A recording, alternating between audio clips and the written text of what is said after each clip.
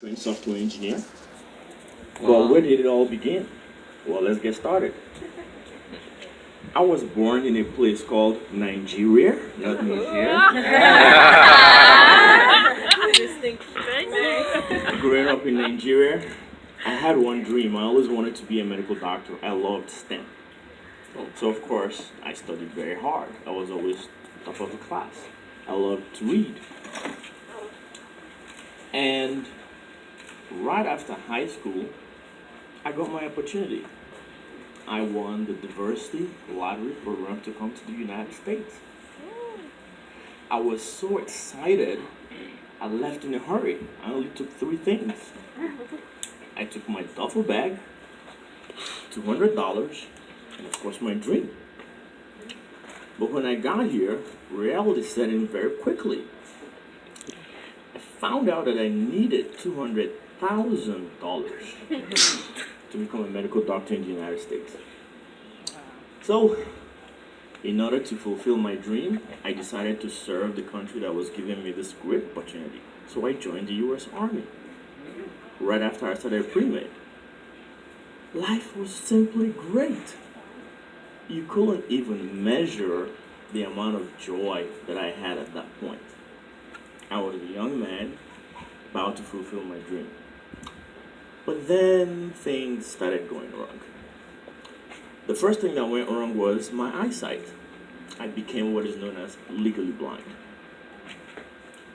The Army diagnosed me with something called Stargardt's macular dystrophy that affects the retina.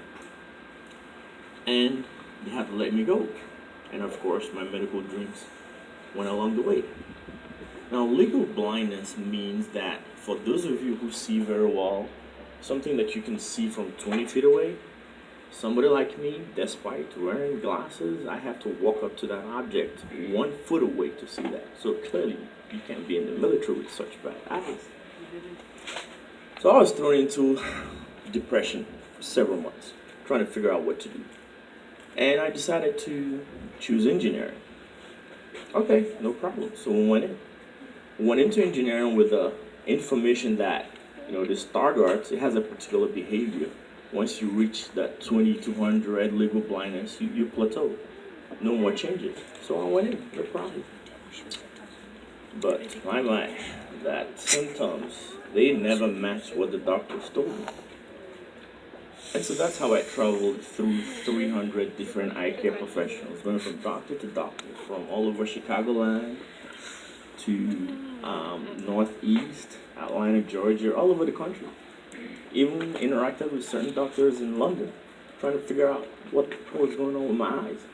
I had fluctuations, the eyes were progressively getting worse. It was horrible. I even flunked out of school and had to come back. But at the end of it all, we found out that I had 2 additional eye problems, cone dystrophy and rod dystrophy. So that explained why, all the problems were going on. Now, if you're struggling to understand what I'm talking about, imagine if you had 1 computer virus. You know how frustrating that would be, right? Yeah. Now, add 2 more viruses to that. You won't even know which one is acting up on what day, right?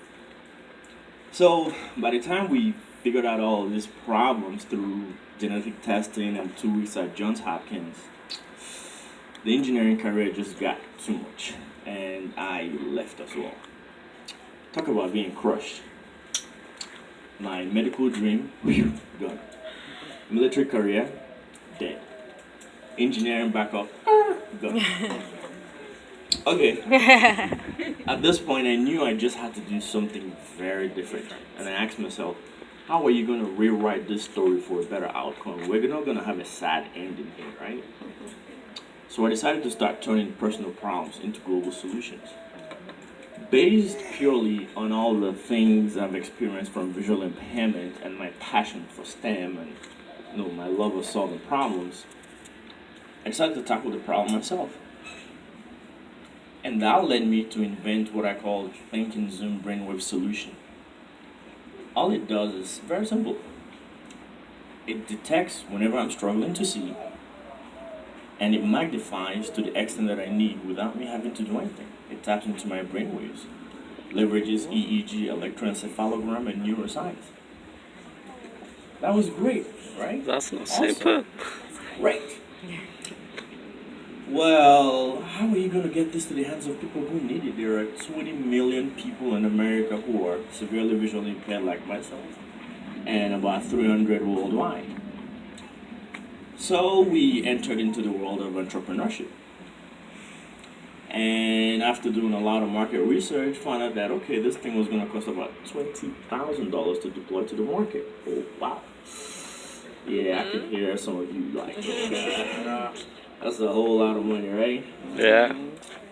And on top of that, 70% of the population in America that are visually impaired are unemployed. In South Africa, it's 98%. In Australia, it's 68%. So clearly, nobody can afford this. So I had to go back to the drawing board and I asked myself, what exactly do you want to do in this space? Well, I just want to make life better for people like myself. I want to create a world where vision impairment no longer steals dreams or kills careers like it killed my careers. I just want to create a better, brighter future for people who are visually impaired. But how do you do that? Do you wait till somebody is severely visually impaired and give them the best assistive technology to help them? Or do you actually trace it back to the origin and try to actually prevent people from becoming blind? That's a thought. Prevent. Can you actually eliminate blindness? Wow. Eliminate blindness? How do you do that? So that led me to a different venture called Think and Zoom Prediction AI, where we're leveraging games powered by artificial intelligence. And while a kid is having fun and playing a game, we're detecting and monitoring their behavior to correlate if they're having any kind of vision loss. It just so happens that what everybody thinks is an eye exam only covers only 4% of what is needed to tell you if you actually have vision problems. So that's our new venture. So we are going to detect visual impairment in little children just by them having fun and playing games on their digital devices. So that is what I mean by how the world sees better through Think and Zoom. Whether you are severely visually impaired, we'll give you a solution that easily helps you see better by thinking. Or before you even get into that pipeline, we will detect you very early and route you to correction and intervene and possibly prevent you from even going blind. Now, I'm not alone. You may have heard this story and you think it's phenomenal and innovative, right? But there are many of our brothers and sisters, in this line also doing phenomenal things. We have people like Professor Oluyinka Olukoye. Have you guys ever heard of him? No, yeah. He delivered a baby twice. What? Exactly. The same baby twice. Let me explain. Through a sonogram, they found out that the baby was having heart problems. So he operated on the mom, operated on the baby, fixed the heart problem, put the baby back in the womb. And when the baby was full term, delivered the same baby. He was born and raised in Nigeria. Wow. That's amazing. Now, all of you have come here to learn entrepreneurship. Have you ever heard about the name Clayton Christensen? No. He's only one of the world's most renowned business minds, and he's a very famous Harvard business professor. You should look him up. One of his books inspired Steve Jobs. You guys have heard of Steve Jobs, right? Yeah. Okay. Well, there's another young man, Efoso Ajomo, my ex-roommate, went through corporate America, started a nonprofit called PovertyStopsHere.org, which has raised more than $500,000, sending books, shoes, and building wealth in remote areas of West Africa. And he found himself in Harvard Business School, where he graduated, was president of Harvard ABC African Business Conference.